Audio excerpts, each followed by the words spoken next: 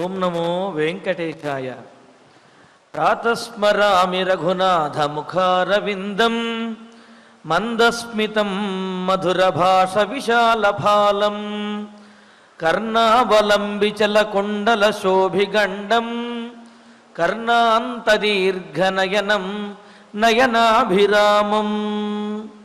నయనాభిరాముడైనటువంటి దివ్యమంగళ విగ్రహుడు ఆ రామచంద్రమూర్తికి నమస్కరిస్తూ తదభిన్న స్వరూపుడైనటువంటి శ్రీనివాసుని యొక్క దయా విశేషం చేత స్వామివారి సమక్షంలో ప్రతిరోజు కూడా మనం అయోధ్యకాండ ప్రవచన పారాయణ కార్యక్రమాన్ని నిర్వహించుకుంటూ ఉన్నాము. మరి ఈనాటి ఈ కార్యక్రమాన్ని చక్కటి సంకీర్తనతోటి ప్రారంభించుకుందాము. శరణంబితడే సకలము నాకును అనే సంకీర్తన డాక్టర్ ఆర్ శ్యామ్ కుమార్ గారు అన్నమాచార్య ప్రాజెక్టు కళాకారులు, వారు వారి బృంద సహకారంతో ఆలపించే సంకీర్తన ఆలకిద్దాము. ఓం నమో వెంకటేశాయ.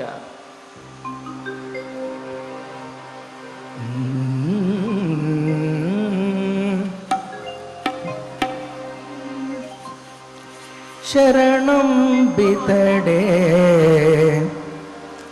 సకలము నాకును, శరణం బితడే సకలము నాకును, శరణం బితడే సకలము నాకును. పెరవున మనసా వెదకవోనితని, శరణం బితడే సకలము నాకును. పెరవున మనసా వెదకవోనితని, శరణం బితడే సకలము నాకును, సకలము నాకును.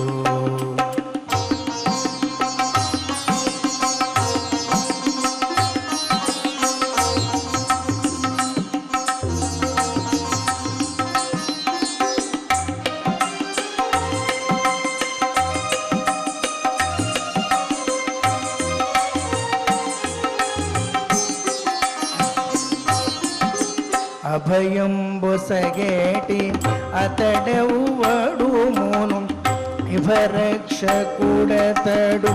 ఎవ్వడు. అభయంబుసగేటి అతడెవ్వడు మూను, ఇభరక్షకుడతడు ఎవ్వడు. ఉభయ విభూతుల కొడయండెవ్వడు, ఉభయ విభూతుల కొడయండెవ్వడు. ప్రభువితడే నా పాలిదేవు, ఉభయ విభూతుల కొడయండెవ్వడు. ప్రభువితడే నా పాలిదేవుడు. శరణం బితడే సకలము నాకును. పెరవున మనసా వెదకవోయితని, శరణం బితడే సకలము నాకును.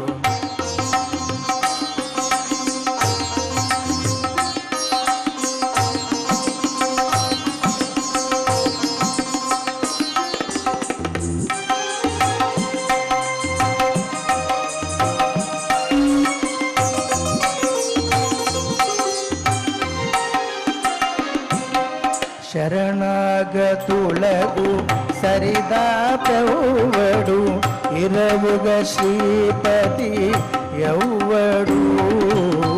శరణాగతులకు సరిదాపెవ్వడు, ఇరవుగ శ్రీపతి ఎవ్వడు. హరిదుష్ట దైత్య అంతకుడు ఎవ్వడు, హరిదుష్ట దైత్య అంతకుడు ఎవ్వడు. ప్రభువితడే ఆ పాలిదేవుడు, హరిదుష్ట దైత్య అంతకుడు ఎవ్వడు. పరమున నతడే నా పాలిదేవుడు. శరణం బితడే సకలము నాకును. రవున మనసా వెదకవోయితని, శరణం బితడే సకల సకలము నాకును.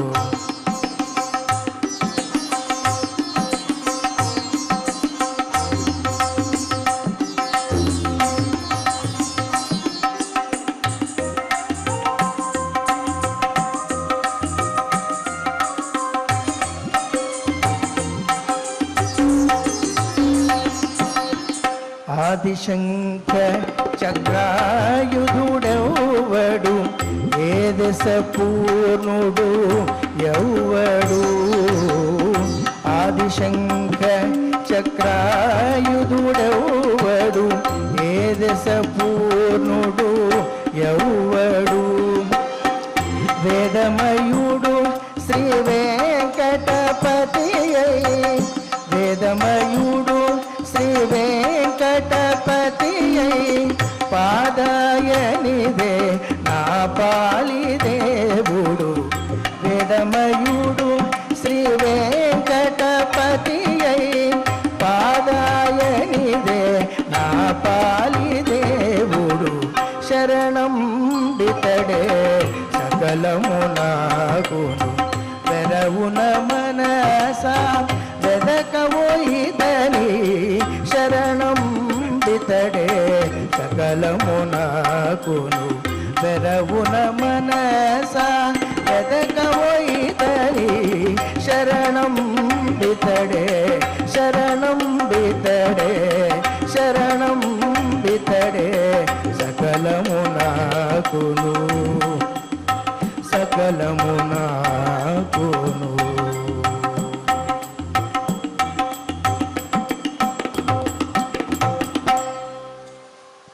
శ్రీ వెంకటేశ్వరుణ్ణి ఆశ్రయించాలి, ఆయనే మనకు సకల సౌభాగ్యములను కోరికలను తీర్చేవాడు అనే చక్కటి భావాన్ని చెప్పే సంకీర్తనను ఆలకించాము. ఇక ఇప్పుడు ఆచార్యుల వారితో కలిసి శ్రీ గురుధ్యానపూర్వకంగా సంకల్ప వాక్యాలను పఠిస్తూ ఈ కార్యక్రమాన్ని ప్రారంభించుకుందాము. శ్రీ గురుధ్యానం.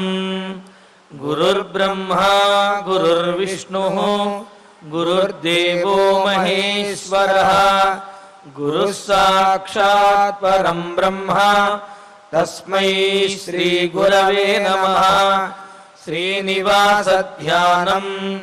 శ్రీ వెంకటాద్రినిలయః కమలాకాముకః పుమాన్, అభంగుర విభూతిర్నః తరంగయతు మంగళం. అధ సంకల్పః. శ్రీమదాదివరాహ క్షేత్రే విరాజమానస్య శ్రీ పద్మావతీ జానే అఖిలాండకోటి బ్రహ్మాండ నాయకస్య శ్రీరామచంద్ర రూపాంతరస్య భగవతః శ్రీ వెంకటేశ్వర స్వామినః సన్నిధౌ హనుమత్ సీతా లక్ష్మణ భరత శత్రుఘ్న పరివార సమేత శ్రీరామచంద్ర పరబ్రహ్మణః పరిపూర్ణానుగ్రహేణ అస్మిన్ భువనే సమస్తాధివ్యాధీనాం నివారణార్థం భారతవర్షే విద్యా విత్త వాణిజ్య కృషి వైద్య వైజ్ఞానిక దేశ రక్షణాదిరంగేషు విద్యమానానాం ఆస్తిక మహాజనానాం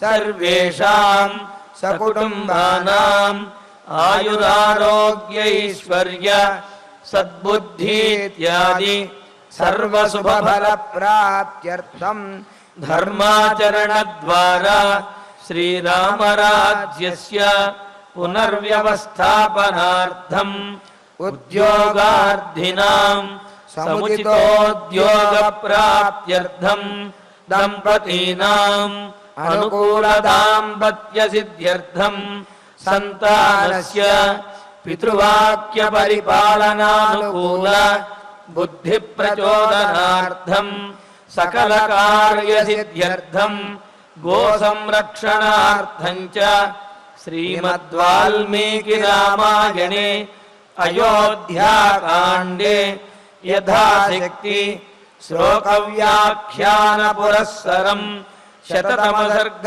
శ్లోక పారాయణం తథా శ్రీ ధన్వంతరి మంత్ర పారాయణం చ అన్యోన్యసాహాయ్యేన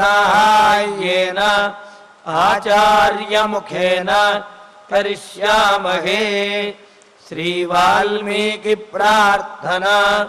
కూజంతం రామరామేతి మధురం మధురాక్షరం ఆరుహ్య కవితాశాఖాం వందే వాల్మీకి కోకిలం.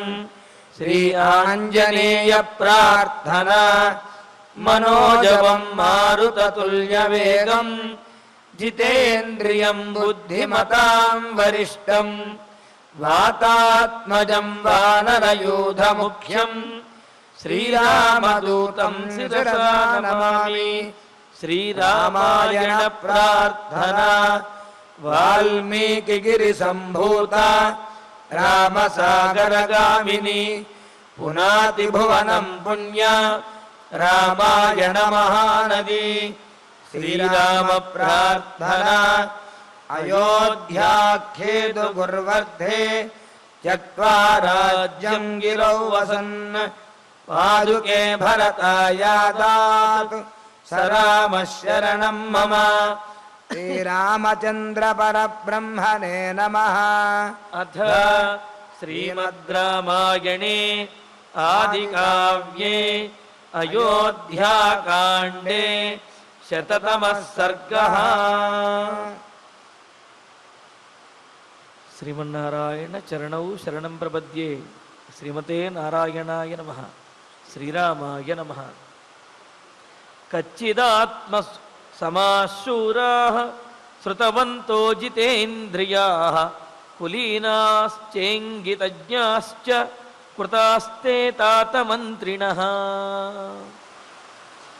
చిత్రకూట పర్వత ప్రాంతానికి వచ్చినటువంటి తన వద్దకు వచ్చిన రామచంద్రమూర్తి భరతునితోటి రాజనీతులన్నీ కూడా రాజనీతి శాస్త్రాన్ని బోధిస్తూ అయోధ్య నగరంలో భరతుడు రాజ్యాన్ని పరిపాలిస్తున్నాడు అని, ఆ విధంగా అంటే పరిపాలించేటటువంటి తీరు ఎలా ఉన్నది అనే విషయాన్ని ప్రశ్నిస్తూ రాజనీతిని బోధిస్తూ ఉన్నాడు. భరతుని ద్వారా మనందరికీ కూడా తెలియజేస్తున్నాడు రామచంద్రమూర్తి. మరి రాజ్యంలో గురువులు, మంత్రులు, పురోహితులు, అదేవిధంగా పండితులు వీరందరినీ ఏ విధంగా ఆదరించాలి అనే విషయాన్ని చెప్పి, ఇంకా మంత్రాంగం చేయటంలో ముఖ్యులైనటువంటి మంత్రుల గురించి చెబుతూ, తాత నాయన భరత, ఆత్మసమాహ శూరాహ శృతవంత జితేంద్రియ. ఆత్మసమాహ నీతో సమానమైనటువంటి వారు, శూరాహ ధీరులు, అవసరమైతే కత్తి ఆయుధం పట్టుకుని ధనుస్సు పట్టుకుని యుద్ధం చేయటంలో సమర్థులైనటువంటి వారు, శృతవంత రాజనీతి శాస్త్రంలో గొప్పవాళ్ళైనటువంటి వారు, జితేంద్రియా దేనికి లోబడకుండా ఇంద్రియములను జయించినటువంటి వారు, ప్రలోభాలకు లోని కానటువంటి వారు, కులీనాహ ఉత్తమ కులములో ఉత్తమమైనటువంటి వంశంలో జన్మించినటువంటి వారు. అంతేకాదు ఇక్కడ ఉత్తములు అనేదానికి ఉద్దేశ్యం ఏమిటి అంటే ప్రలోభాలకు లోను కాకుండా రాజభక్తితో ఉండేవారు అనే అర్థాన్ని కూడా చెబుతున్నారు. అంతేకాదు ఇంగితజ్ఞాః అని అన్నారు. రాజుగారి యొక్క చేష్టలను, రాజుగారి యొక్క సైగల ద్వారా రాజుగారి యొక్క ఆంతర్యాన్ని తెలుసుకోగలిగినటువంటి వారు ఎవరైతే ఉన్నారో వారిని ఇంగితజ్ఞాః అని అన్నారు.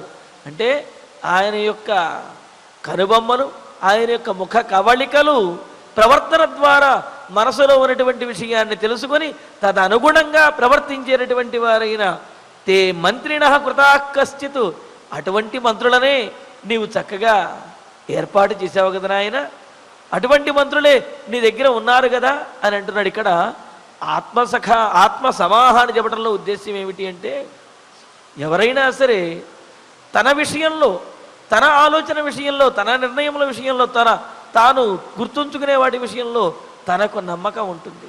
అంటే ఎవరి మీద వారికి ఆత్మవిశ్వాసం అనేది ఉండి తీరుతుంది. తన మీద తనకు ఎంత నమ్మకం ఉన్నదో అంతే నమ్మకము మంత్రుల మీద కూడా ఉండే విధంగా ఉండాలంటే ఏమిటి, తనను తాను ఎంతగా నమ్ముతాడో అంతగా నమ్మేంతటి విశ్వాసపాత్రులైనటువంటి మంత్రులు ఉండి తీరాలి అన్నాడు.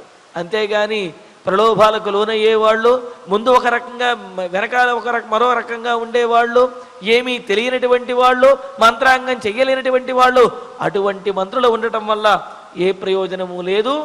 తనను తాను ఎంతగా విశ్వసిస్తామో తాను లేనప్పుడు కూడా మంత్రులు అంత సమర్థవంతంగా నిర్వర్తించగలరు అనే విశ్వాసం ఉండాలి. అంతటి సమర్థులై ఉండాలి మంత్రులు అని చెబుతున్నాడు.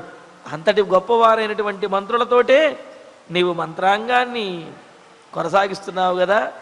ఎందుకంటే నాయన మంత్రో విజయమూలం హి రాజ్ఞాం భవతి రాఘవ సుసంవృతో మంత్రధరై అమాత్యై శాస్త్రకోవిదై.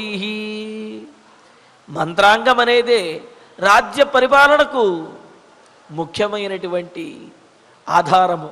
అందుకనే మంత్రాంగము అంటే ఏమి లేదు, రాజ్య కార్య పర్యాలోచన అంటే పరిపాలన ఏ విధంగా కొనసాగించాలి, ఏ విధంగా రాజ్యాన్ని నడిపించాలి అనే ఈ పర్యాలోచన ఏదైతే ఉన్నదో ఆలోచనలు, దీనినే మంత్రాంగము అంటారు. ఇటువంటి మంత్రాంగమే ఆ రాజ్యాన్ని సవ్యంగా నడిపిస్తుంది, ఆ రాజును నిలబెడుతుంది అన్నమాట. అందుకనే అంటున్నాడు, రాఘవ రఘువంశంలో పుట్టినటువంటి ఓ భరత, శాస్త్రకోవిదై మంత్రధరై అమాత్యై, రాజనీతి శాస్త్రములు ఇతరములైనటువంటి విషయములు కూడా తెలిసిన వారు. అంటే రాజనీతి శాస్త్రంలో సంపూర్ణమైనటువంటి జ్ఞానము, ఇతరములైనటువంటి జ్యోతిష్ శాస్త్రం కానీ లేకపోతే ఇతర శాస్త్రములు ఏవైతే ఉన్నాయో నీతి శాస్త్రములు, వాటిలో పరిచయము తప్పనిసరిగా ఉండాలి. అంతే కదా. అలా లేకపోతే ఆ వచ్చినటువంటి వారు ఏది చెప్తే అది నమ్మవలసి వస్తుంది. దాని గురించి కనీసం పై జ్ఞానమైనా ఉన్నట్లయితే దాంట్లో ఏముంటుందనే విషయం తెలుస్తుంది. కావున ప్రశ్నించేటటువంటి అవకాశం ఉంటుంది, అలా ప్రశ్నించి నిగ్గు తేల్చేటటువంటి అవకాశం ఉంటుంది. కావున శాస్త్రకోవిదై, నీతి శాస్త్రముల యందు కోవిదుడైనటువంటి వాడు, సమర్థుడైనటువంటి వాడు, నిపుణుడు, మంత్రధరై చక్కటి ఆలోచనలను గుర్తుపెట్టుకోగలిగిన వాడు, చక్కటి ఆలోచనలను రాజుగారికి ఇవ్వగలిగినటువంటి వాడు, అలాగే ఆ ఆలోచనలను బయట పెట్టకుండా స్థిరంగా బుద్ధిలో దాచగలిగినటువంటి వాడైన అమాత్యై, మంత్రుల వలనే, అటువంటి మంత్రుల చేతనే సుసంవృత మంత్ర, చక్కగా దాచబడిన, చక్కగా ఆచరించబడిన, చక్కగా మంత్రాంగం ఆలోచన చేయబడినటువంటి ఆ మంత్రాంగమే రాష్ట్రం విజయము, రాష్ట్రస్య విజయమూలమన్నట్లుగా. అంటే రాజ్యానికి రాజ్యం యొక్క విజయానికి మూలాజ్ఞాం విజయమూలం, రాజుల యొక్క విజయానికి కారణమవుతుంది. కావున రాజనీతి కోవిదులైనటువంటి వారు, విశ్వాసపాత్రులైనటువంటి వారు, మంత్రాంగం చేయటంలో సమర్థులైనటువంటి వారు, తమ ఆలోచనలను బయటెక్కడా కూడా చెప్పనటువంటి వారైన మంత్రులు, అటువంటి మంత్రులనే నాయకుడు రాజు నియోగించుకోవాలి తప్ప రాజుగారి నిర్ణయాలను కూడా పూర్తిగా అమలు కాకుండానే బయట అంతా కూడా ప్రచారం చేసేటటువంటి వాడి వల్ల ప్రయోజనము లేదు. సమర్థుడైన వారిని మంత్రిగా ఉంచాలి తప్ప తెలిసిన వాడనో లేకపోతే దగ్గర వాడనో మంత్రిగా ఉంచితే అతడి వల్ల రాజ్యానికి, ఆ రాజుకి కూడా నష్టమే కలుగుతుందన్నారు. అందుకనే అంటారు, సఖిం సఖా సాధు నశాస్తి యోధిపం అని చెప్తూ, ఏ మంత్రి అయితే రాజుకి సరైనటువంటి మంత్రాంగాన్ని ఇవ్వలేడు అతడు కుత్సితుడైనటువంటి దుర్మార్గుడైనటువంటి మంత్రి. ఏ రాజు అయితే మంత్రి చెప్పేటటువంటి మంచి విషయాలను అంగీకరించడో అతడు దుర్మార్గుడైనటువంటి రాజు. కావున రాజు మంత్రి ఇరువురు కూడా సన్మార్గంలో సరైనటువంటి ఆలోచనలతో తమ మంత్రాంగములను రహస్యముగా కొనసాగిస్తూ రాజ్యము కోసం, ప్రజల కోసం పాటుపడతాడో అప్పుడే రాజ్యం అనేది బాగుపడుతుంది, రాజ్యం సుభిక్షంగా ఉంటుంది అంటున్నారు. కావున అటువంటి మంత్రాంగాన్ని, అటువంటి మంత్రులని నీవు నియమించావు కదా నాయన అని అంటూ, కచ్చిన్నిద్రా వశం నైషీ కచ్చిత్ కాలే ప్రబుధ్యసే కచ్చిచ్చాపరరాత్రేషు చింతయస్యర్థ నైపుణం. నాయన భరత, త్వం నిద్రావశం నైషీ కచ్చిత్, నీవు ఎక్కువగా నిద్రకు వశమవటం లేదు కదా. అంటే తమ రాజ్యం సుభిక్షంగా ఉన్నది, మంత్రులు కూడా సమర్థులు. కావున తాను ఇంకా గుర్రు పెట్టి నిద్రపోవచ్చు, ముసుగుదన్ని పడుకోవచ్చు అనుకుంటే అది పొరపాటు. తన చుట్టూ సమర్థులైనటువంటి వారు, చుట్టూ పరిస్థితులు ఎంత అనుకూలంగా ఉన్నప్పటికీ కూడా రాజు అనేవాడు ఎప్పుడూ కూడా అప్రమత్తంగానే ఉండాలి, జాగరూకతతోటి సావధానంగానే ఉండాలి తప్ప అంతా జరిగిపోతుందిలే అని చెప్పి నాయకుడు ఎప్పుడూ కూడా ప్రమత్తతతోటి ఉండకూడదు అని చెప్పి అన్నారంటే ఏమిటి? అజాగ్రత్తగా ఉండకూడదు అనే విషయాన్ని తెలియజేస్తూ, నీవు ఎక్కువగా నిద్రకు వశమవటం లేదు కదా, అలాగే కాలే ప్రబుద్ధసే కచ్చితు, నీవు సమయానికి ఏ సమయంలో నిద్రలేవాలో ఆ సమయానికి నిద్రలేస్తూ ఉన్నావా నాయనా అని అంటున్నాడు. అందుకనే నీతిశాస్త్రం చెబుతుంది, సంవిశేచ్ఛ యథాకాలం ఉత్తిష్టేత్ విగతక్రమ ఏతద్వృత్తి సమాతిష్టేతు అరోగ పృథివీపతి అని. ఆరోగ్యంగా ఉన్నటువంటి రాజ్యాన్ని చక్కగా పరిపాలించాలనుకునే రాజు కాలానికి, అంటే సరైనటువంటి కాలంలో నిద్రించాలి, సరైనటువంటి కాలంలో నిద్ర లేవాలి. అంతేగాని ఎక్కువగా నిద్రపోకూడదు. అంటే మిత నిద్ర అనేది శరీరాన్ని తేలికపరుస్తూ ఉంటుందన్నమాట. అమితంగా ఎక్కువగా ఇంకా సమయం దొరికింది కదా అని చెప్పి ఎక్కువగా నిద్రపోయినట్లయితే శరీరాన్ని, ఇంద్రియాలని కూడా మందగొండిగా చేసేస్తూ ఉంటుంది. కావున మితంగా నిద్రపోవాలి. అది కూడా ఎంతవరకు నిద్రపోవాలి చెప్పారు చూడండి, విగత క్రమ అని అన్నారు. శరీరాల్లో ఉండేటటువంటి శ్రమ ఎప్పటి వరకు తొలగిపోతుందో ఆ శ్రమ తొలగే వరకు నిద్రపోవాలంటే శరీరానికి విశ్రాంతినివ్వటానికి, అదేవిధంగా ఆ శ్రమ తొలగటానికి నిద్రపోవాలి తప్ప ఇక అదే ఉద్యమంగా నిద్రపోవడానికి అవకాశం దొరికింది కదా అని చెప్పి పడుకున్నట్లయితే ఇంద్రియములను అదేవిధంగా శరీరాన్ని కూడా మందగొండిగా తయారు చేస్తుంది అని అంటున్నారు. కావున ఇక్కడ రామచంద్రమూర్తి అడుగుతున్నాడు, నాయన నీవు ఎక్కువగా నిద్రపోవటం లేదు కదా, అంటే మేలుకోవలసిన సమయంలో మేలుకుంటూ ఉన్నావు కదా అని అంటున్నాడు. ఇంకా అంటూ అపరరాత్రేషు నైపుణం చింతయసి కచ్చితు, అర్ధరాత్రి పూట మంత్రాంగములను చేస్తూ ఉన్నావా, అపరరాత్రేషు అర్ధనైపుణం చింతయసి కచ్చితు అని అంటూ.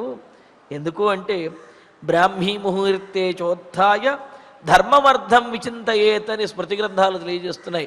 బ్రాహ్మీ ముహూర్తంలో అంటే సూర్యోదయానికి దాదాపుగా 2 గంటల ముందు అని చెప్పి అన్నారు. 5 గడియల ముందు అన్నారు. అంటే సూర్యోదయం కంటే 2 గంటల ముందు నిద్రలేచి ధర్మం గురించి, అంటే తాను ఆచరించవలసినటువంటి ధర్మం గురించి, తాను సంపాదించవలసినటువంటి అర్థం గురించి, ప్రయోజనముల గురించి కూడా ఆలోచించాలి అన్నారు.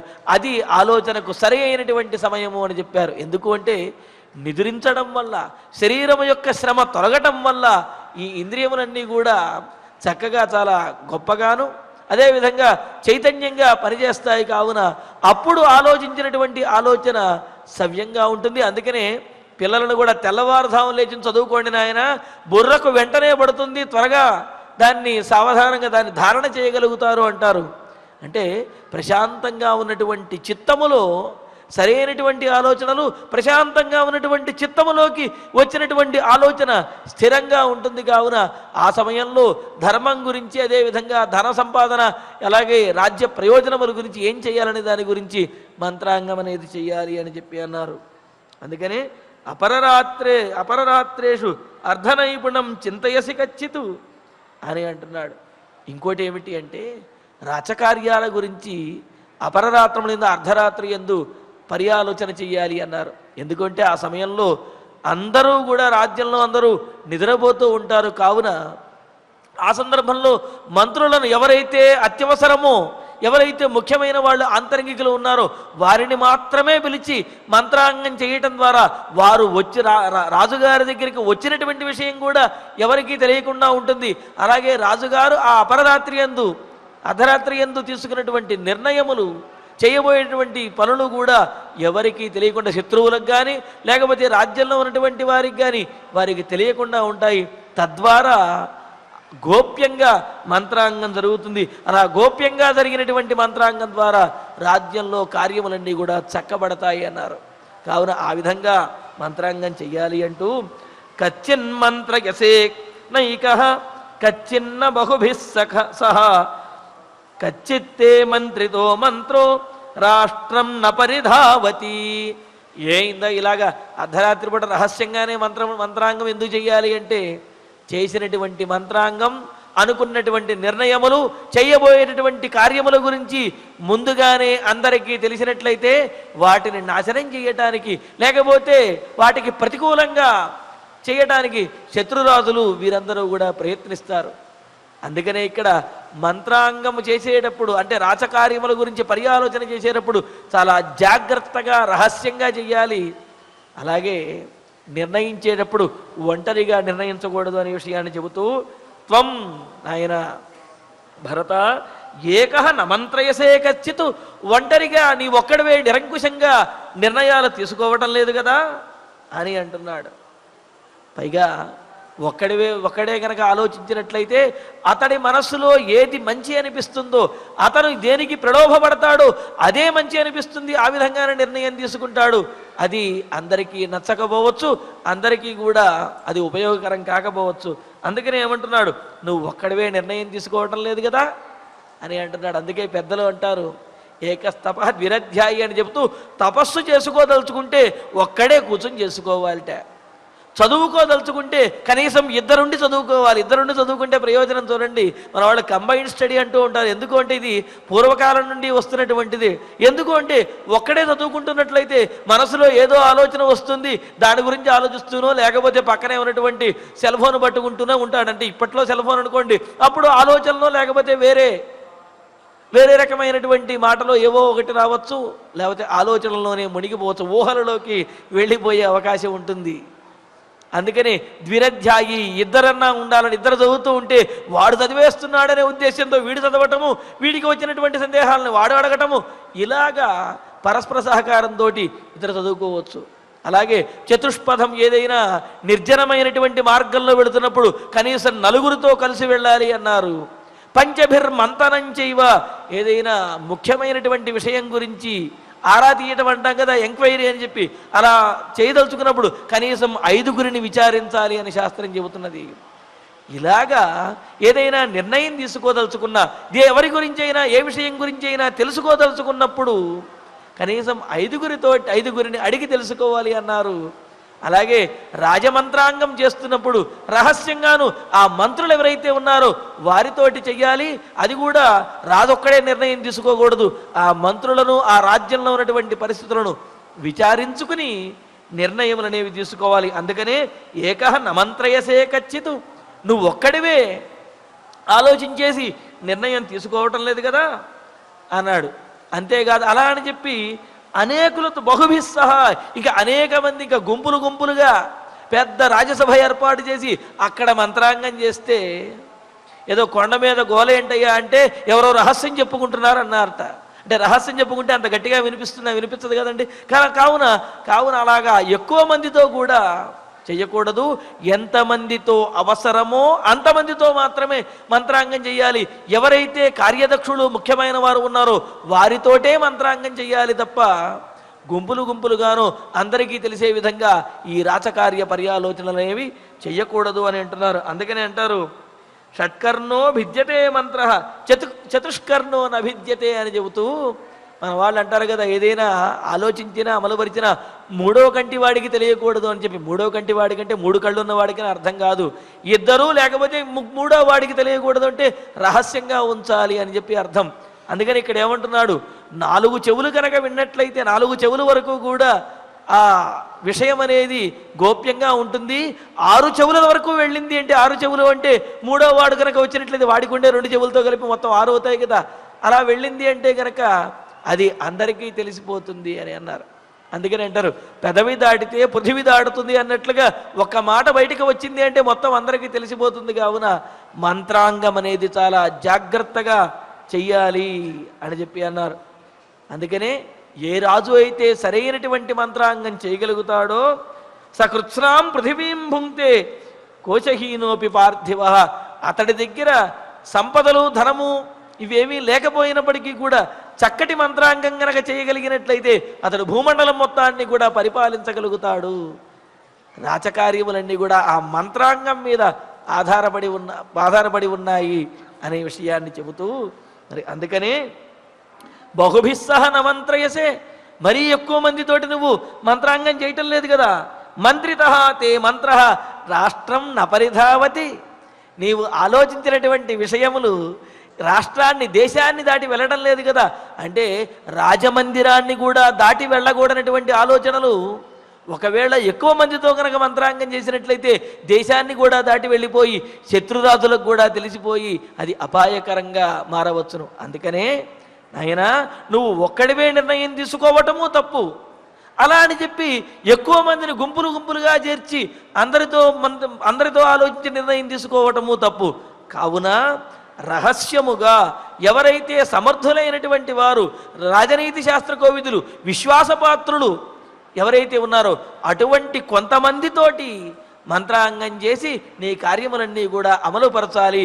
నీవు ఆ విధంగానే చేస్తున్నావు కదా నాయన అని చెప్పి రామచంద్రమూర్తి భరతుణ్ణి అడుగుతూ రాజనీతిని బోధిస్తూ ఉన్నాడు. మరి ఇందులో ఉన్నటువంటి మరిన్ని విశేషాలను తర్వాతి ప్రవచనంలో తెలుసుకుందాము. ఇక ఇప్పుడు ఆచార్యుల వారి ద్వారా శ్లోకాలను పారాయణ చేసుకుందాము. కచ్చిదాత్మ సమాశూరాః కచ్చిదాత్మ సమాశూరాః శృతవంతో జితేంద్రియాః శృతవంతో జితేంద్రియాః కులీనాశ్చేంగితజ్ఞాశ్చ కులీనాశ్చేంగితజ్ఞాశ్చ కృతాస్తే తాతమంత్రిణః కృతాస్తే తాతమంత్రిణః మంత్రో విజయమూలం హి మంత్రో విజయమూలం హి రాజ్ఞాం భవతి రాఘవ రాజ్ఞాం భవతి రాఘవ సుసంవృతో మంత్రధరైః సుసంవృతో మంత్రధరైః అమాత్యైః శాస్త్రకోవిदैः అమాత్యైః శాస్త్రకోవిदैः కచ్చిన్నిద్రావసన్నైషీః కచ్చిన్నిద్రావశం నైషీః కచ్చిత్కాలే ప్రబుధ్యసే కచ్చిత్కాలే ప్రబుధ్యసే కచ్చిచ్చాపరరాత్రేషు కచ్చిచ్చాపరరాత్రేషు చింతయస్యర్థనైపుణం చింతయస్యర్థనైపుణం కచ్చిన్మంత్రయసేనైకః కచ్చిన్మంత్రయసేనైకః కచ్చిన్న బహుభిः సహ కచ్చిన్న బహుభిः సహ కచ్చిత్తే మంత్రితో మంత్రః కచ్చిత్తే మంత్రితో మంత్రః రాష్ట్రన్న పరిధావతి రాష్ట్రం న పరిధావతి ఇత్యార్షే ఇత్యార్షే శ్రీమద్రామాయణే శ్రీమద్ రామాయణే ఆదికావ్యే ఆదికావ్యే అయోధ్యాకాండే అయోధ్యాకాండే శతతమే సర్గే శతతమే సర్గే చతుశ్లోకా చత్వారః శ్లోకాః. ఫలశ్రుతి నుండి మంగళాంతం వరకు ఆచార్యుల వారితో కలిసి పఠించి ఈ కార్యక్రమాన్ని పరిపూర్ణం చేసుకుందాము. ఫలశ్రుతి ఆయుష్యమారోగ్యకరం యశస్యం సౌభ్రాతృకం బుద్ధికరం సుఖం చ శ్రోతవ్యమేతన్నియమేన సద్భిః ఆఖ్యానమోజస్కరమృద్ధికామైః. శ్రీరామచంద్ర పరబ్రహ్మణే నమః. అథ ధన్వంతరి ధ్యానం అచ్యుతానంత గోవింద విష్ణో నారాయణామృత రోగాన్మే నాశయాశేషాన్ ఆశు ధన్వంతరే హరే. ఆరోగ్యం దీర్ఘమాయుష్యం బలం తేజోధియం శ్రియం స్వభక్తేభ్యోనుగృహంతం వందే ధన్వంతరిం హరిం.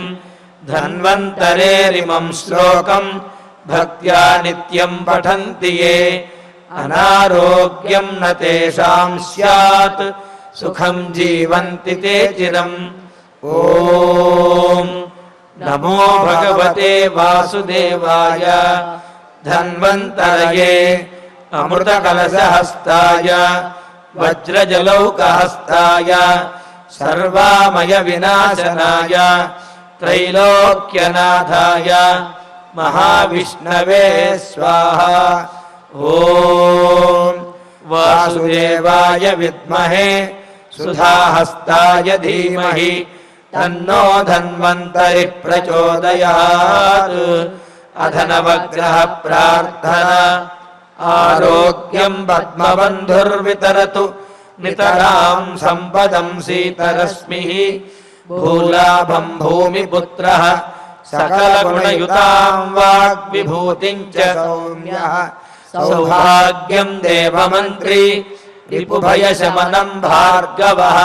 శౌర్యమార్గిః దీర్ఘాయుస్సైంహికేయః విపులతరయశః కేతుః ఆచంద్రతారం అరిష్టాని ప్రణశ్యంతు దురితాని భయాని చ శాంతిరస్తు శుభం మేస్తు గ్రహాః కుర్వంతు మంగళం అధ క్షమా ప్రార్థనా యదక్షరపదభ్రష్టం మాత్రాహీనం చ యద్భవేత్ తత్సర్వం క్షమ్యతాం దేవ నారాయణ నమోస్తుతే అథ భగవత్సమర్పణం కాయేన వాచా మనసేంద్రియైర్వా బుద్ధ్యాత్మనా వా ప్రకృతే స్వభావాత్ కరోమి యద్యత్ సకలం పరస్మై నారాయణాయేతి సమర్పయామి అథ మంగళం శ్రియః కాంతాయ కళ్యాణ నిధయే